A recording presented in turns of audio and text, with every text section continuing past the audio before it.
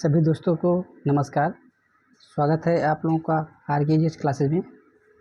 आज हम भारत की स्थिति एवं विस्तार से संबंधित पार्ट 2 के क्वेश्चन करेंगे, जो सभी एग्ज़ामों के लिए महत्वपूर्ण हैं। कल लगभग 40 क्वेश्चन करा दिए थे भारत की स्थिति एवं विस्तार से।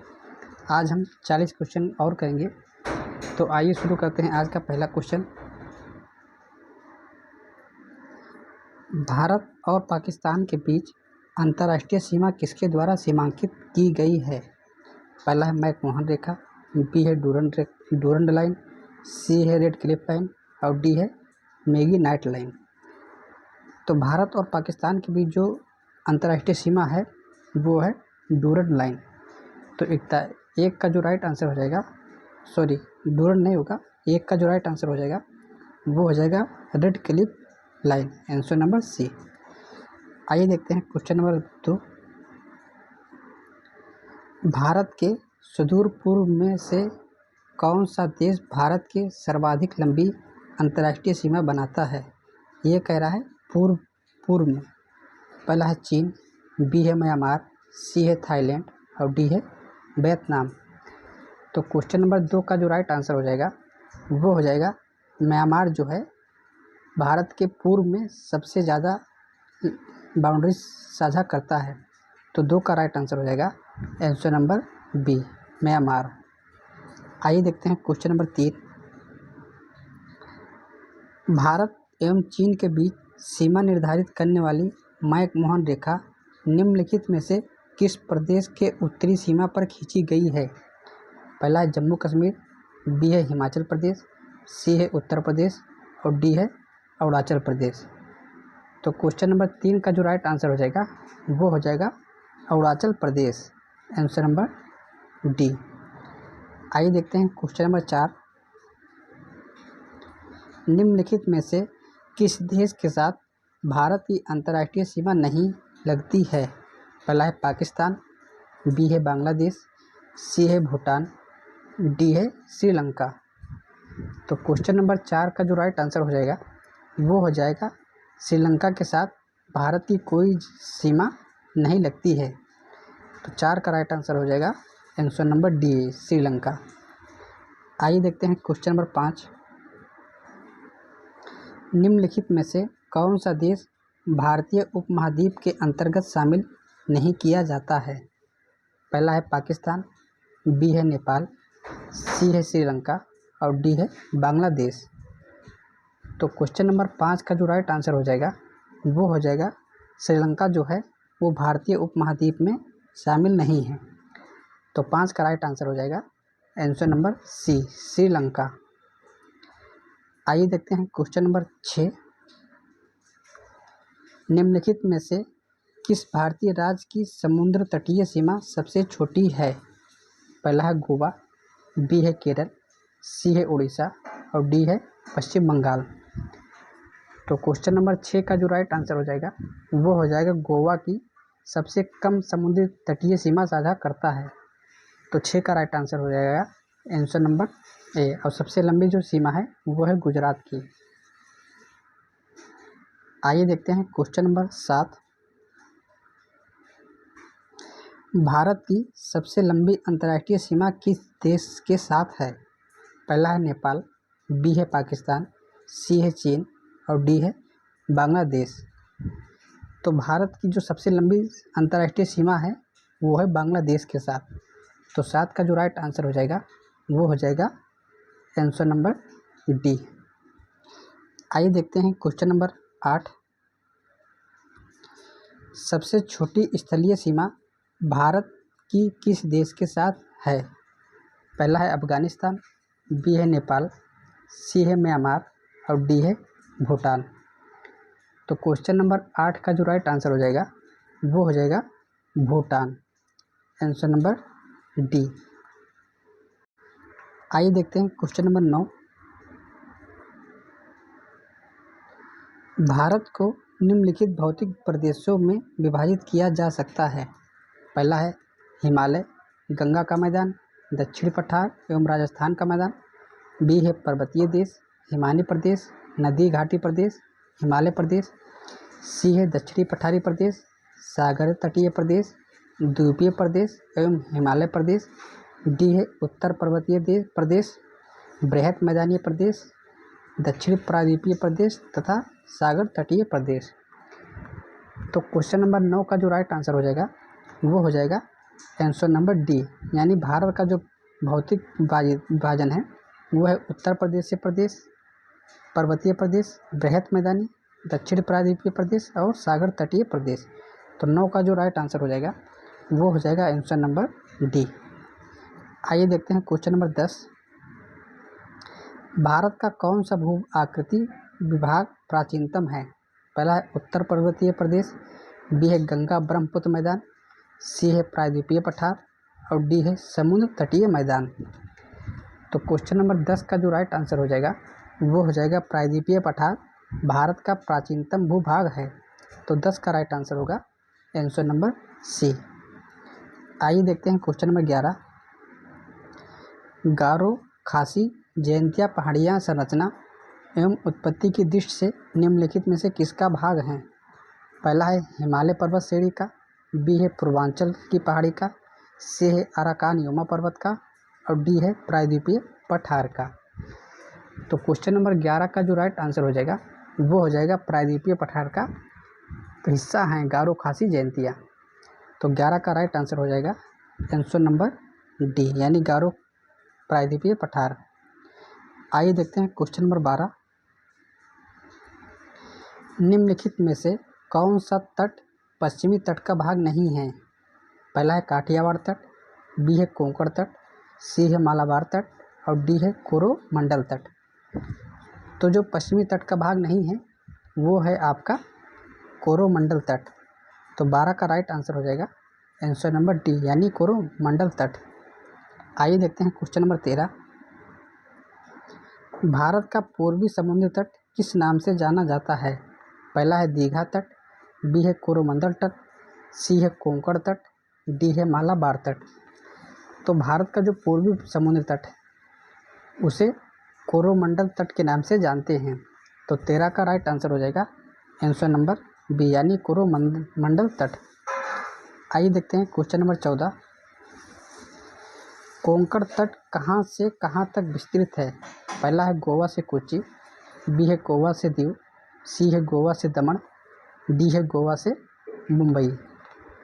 तो क्वेश्चन नंबर 14 का जो राइट आंसर हो जाएगा वो हो जाएगा गोवा से दमन के बीच को कोंकण तट कहते हैं। तो 14 का राइट आंसर होगा आंसर नंबर सी। आइए देखते हैं क्वेश्चन नंबर 15। लक्षद्वीप समूह के द्वीपों की उत्पत्ति निम्नलिखित में से किस प्रकार हुई है? पहला है ज्वालामुखी उत्पत्ति से, बी है मृदा निक्षेपण से, सी है प्रवाल उत्पत्ति से, डी है इनमें से कोई नहीं। तो लक्षद्वीप समूह की जो उत्पत्ति हुई है वो हुई है आपकी प्रवाल द्वीप से। तो 15 का जो राइट आंसर हो जाएगा वो हो जाएगा आंसर नंबर सी। आइए देखते हैं क्वेश्चन नंबर 16। भारतीय क्षेत्र में स्थित 2 ज्वालामुखी द्वीप हैं। पहला है कवारती एवं न्यूमोर, बी है बैरन एवं नारकोंडम, सी है पंबन एवं बैरन, डी है ग्रेट अंडमान एवं लिटिल निकोबार। तो भारत के जो 2 ज्वालामुखी हैं वो हैं बैरन एवं नारकोंडम।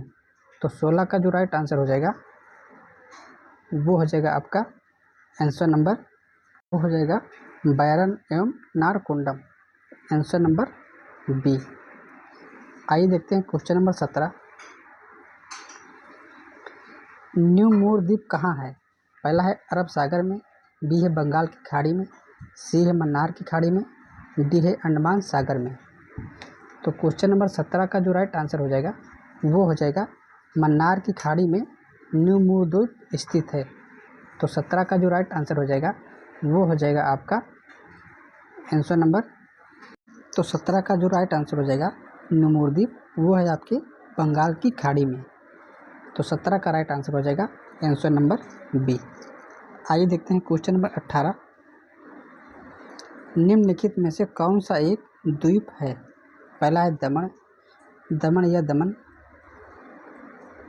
बी है पुदुचेरी, सी है दीव और डी है दादर नगर हवेली। तो क्वेश्चन नंबर 18 का जो राइट आंसर हो जाएगा वो हो जाएगा आपका दीव जो है एक द्वीप है।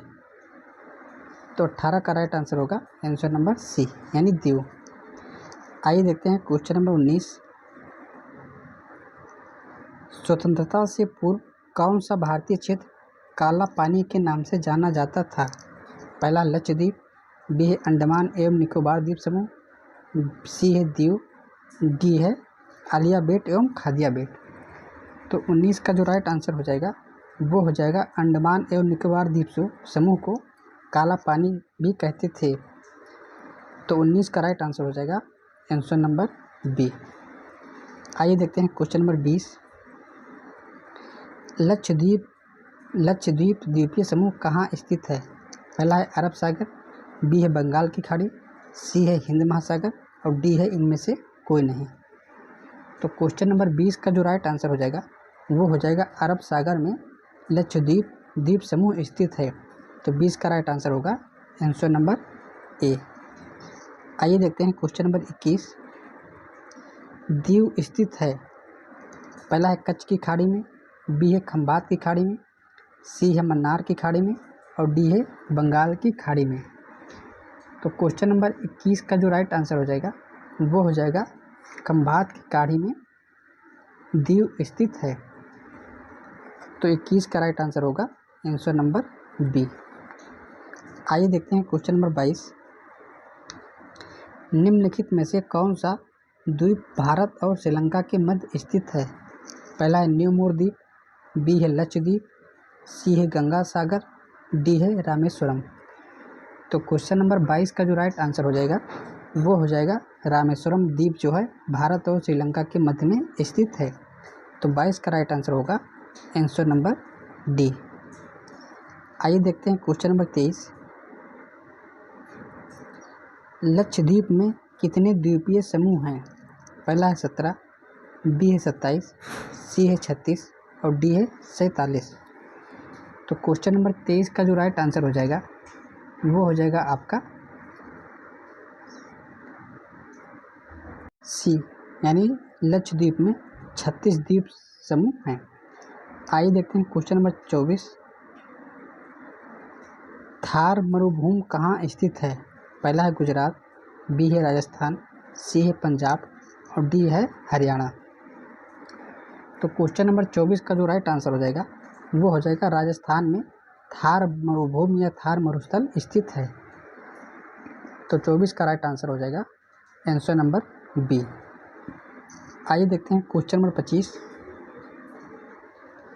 दक्षिण गंगोत्री क्या है? पहला है प्रायद्वीपीय भारत की एक नदी, बी है भारतीय नौसेना का युद्धक जलपोत, सी है उत्तरी ध्रुव में स्थापित भारतीय वैज्ञानिक अनुसंधान केंद्र, डी है अंटार्कटिका में स्थित भारतीय वैज्ञानिक अनुसंधान केंद्र। तो जो दक्षिण गंगोत्री है वो है आपका अंटार्कटिका में स्थापित भारतीय वैज्ञानिक अनुसंधान केंद्र है। तो 25 का राइट आंसर हो जाएगा आंसर नंबर डी। आइए देखते हैं क्वेश्चन नंबर 26। वर्तमान में भारत के किस स्थान को सफ़ेद पानी के नाम से जाना जाता है? पहला है लेह, बी है लद्दाख, सी है कारगिल और डी है सियाचिन। तो क्वेश्चन नंबर 26 का जो राइट आंसर हो जाएगा वो हो जाएगा सियाचिन को सफ़ेद पानी के नाम से भी जानते हैं क्योंकि ये पूरा बर्फ़ से ढका हुआ है। तो 26 का राइट आंसर हो जाएगा आंसर नंबर डी यानी सियाचिन। आइए देखते हैं क्वेश्चन नंबर 27। हैदराबाद का जुड़वा नगर है। पहला है निजामाबाद, बी है सिकंदराबाद, सी है आसिफाबाद, डी है आदिलाबाद। तो क्वेश्चन नंबर 27 का जो राइट आंसर हो जाएगा वो हो जाएगा आपका आंसर नंबर बी यानी सिकंदराबाद को हैदराबाद का जुड़वा नगर कहते हैं। तो 27 का राइट आंसर होगा आंसर बी। आइए देखते हैं क्वेश्चन नंबर 28। आइए देखते हैं क्वेश्चन नंबर 28। कोच्चि का जुड़वा नगर है। पहला है एर्नाकुलम, बी है अलवाय, सी है अलेप्पी डी है कोट्टायम। तो कोच्चि का जो जुड़वा नगर कहते हैं वो कहते हैं एर्नाकुलम को। तो 28 का राइट आंसर हो जाएगा आंसर नंबर ए, यानी एर्नाकुलम कोच्चि का जुड़वा नगर है। आइए देखते हैं क्वेश्चन नंबर 29। लद्दाख राज्य का वह हिस्सा जिस पर चीन का अधिकार है क्या कहलाता है? पहला है गिलगिट क्षेत्र, बी है छो मोरारी क्षेत्र, सी है सियाचिन क्षेत्र, डी है अक्साई चीन। तो क्वेश्चन नंबर 29 का जो राइट आंसर हो जाएगा वो हो जाएगा अक्साई चीन, जो है भारत और चीन के बीच विवादित स्थान है जो लद्दाख राज्य में स्थित है। तो 29 का राइट आंसर हो जाएगा आंसर नंबर डी। आइए देखते हैं क्वेश्चन नंबर 30। भारत का एकमात्र शीत मरुस्थल है। पहला है लद्दाख, बी है पूर्वी कामेंग, सी है लाचेन, डी है चंबा। तो क्वेश्चन नंबर 30 का जो राइट आंसर हो जाएगा वो हो जाएगा लद्दाख जो है भारत का एकमात्र शीत मरुस्थल यानी ठंडा मरुस्थल है। तो 30 का राइट आंसर होगा आंसर ए। आइए देखते हैं क्वेश्चन नंबर 31। भारत का क्षेत्रफल कितना है? पहला है 32,57,405 वर्ग किलोमीटर, बी है 32,68,276 वर्ग किलोमीटर, सी है 32,87,263 वर्ग किलोमीटर, डी है 32,87,679 वर्ग किलोमीटर। तो जो भारत का क्षेत्रफल है वो है 32,87,263 वर्ग किलोमीटर। तो 31 का राइट आंसर हो जाएगा आंसर सी। आइए देखते हैं क्वेश्चन नंबर 32। भारतीय उपमहाद्वीपीय मूलतः एक विशाल भूखंड का भाग था जिसे कहा जाता है। पहला है जुरासिक भूखंड, बी है इंडियाना, सी है आर्यवत और डी है गोंडवाना लैंड। तो क्वेश्चन नंबर 32 का जो राइट आंसर हो जाएगा वो हो जाएगा गोंडवाना लैंड, जो है भारतीय उपमहाद्वीप का हिस्सा है। तो 32 का राइट आंसर होगा answer number D, Gondwana land. आइए देखते हैं क्वेश्चन नंबर 33। निम्नलिखित में से कौन सा भारतीय राज्य कर्क रेखा के उत्तर में स्थित है? पहला है मणिपुर, बी है मिजोरम, सी है झारखंड और डी है त्रिपुरा। तो क्वेश्चन नंबर 33 का जो राइट आंसर हो जाएगा वो हो जाएगा मणिपुर जो है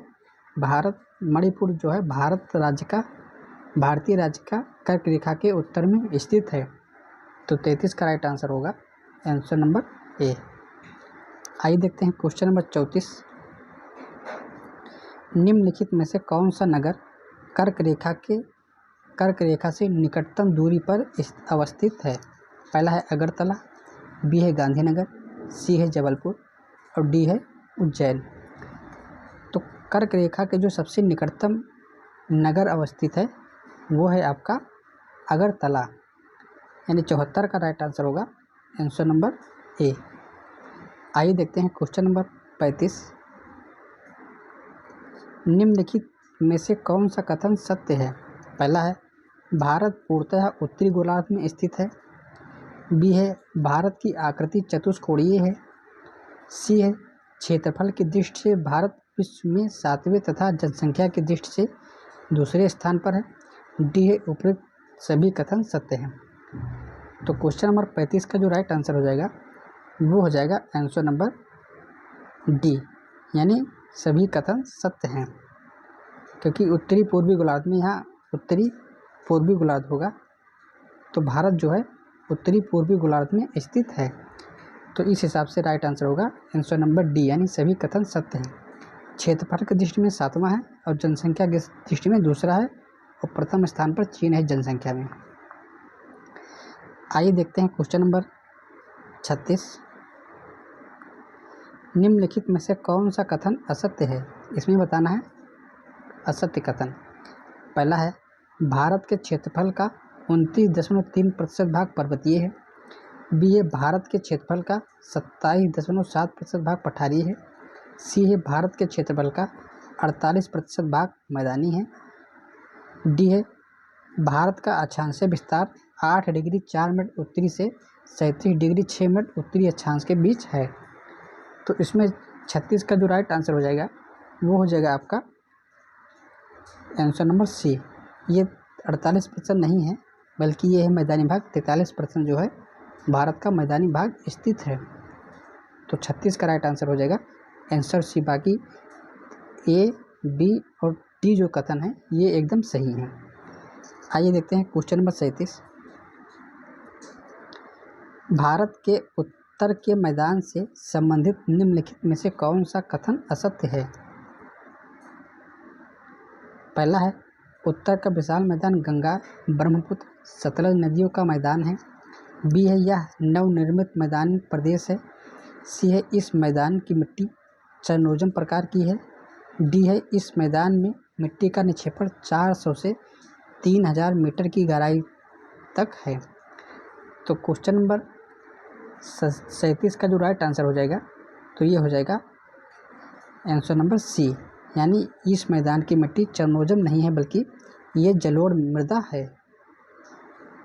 जलोढ़ मृदा पाई जाती है उत्तर भारत में। तो इस हिसाब से 37 का राइट आंसर होगा आंसर सी। आइए देखते हैं क्वेश्चन नंबर 38। भारत का भौगोलिक स्थिति के संबंध में निम्नलिखित में से कौन सा कथन सही है? पहला है यह विषुवत रेखा के उत्तर में स्थित है। बी है यह 8 डिग्री 4 मिनट उत्तर से 37 डिग्री 6 मिनट उत्तरी अक्षांश के बीच स्थित है। सी है यह 68 डिग्री 7 मिनट पूर्व से 97 डिग्री 25 पूर्वी देशांतर के बीच स्थित है। और डी है उपयुक्त सभी कथन सत्य हैं। तो 38 का जो राइट आंसर होगा वो हो जाएगा सभी कथन जो है वो सत्य हैं। आइए देखते हैं क्वेश्चन नंबर 39। किस भारतीय राज्य की सीमा सर्वाधिक राज्यों की सीमा को स्पर्श करती है? पहला है मध्य प्रदेश, बी है असम, सी है उत्तर प्रदेश और डी है आंध्र प्रदेश। तो क्वेश्चन नंबर 39 का जो राइट आंसर हो जाएगा वो हो जाएगा उत्तर प्रदेश की सीमा भारत के सर्वाधिक राज्यों से लगती है। आइए देखते हैं क्वेश्चन नंबर 40। उत्तर प्रदेश की सीमाएं कितने राज्यों और केंद्र शासित प्रदेशों के साथ लगती हैं? पहला है 8, बी है 7, सी है 6 और डी है 9। तो क्वेश्चन नंबर 40 का जो राइट आंसर हो जाएगा वो हो जाएगा आंसर नंबर डी, यानी 8 राज्य और ये केंद्र शासित प्रदेश, यानी टोटल 9 राज्यों से लगती है और केंद्र शासित प्रदेश। तो 40 का राइट आंसर होगा आंसर नंबर डी। तो आज के लिए इतने ही। आप लोग वीडियो को लाइक कीजिए, शेयर कीजिए और चैनल को सब्सक्राइब कीजिए। कल फिर मिलेंगे, तब तक के लिए नमस्कार, जय हिंद, वंदे मातरम।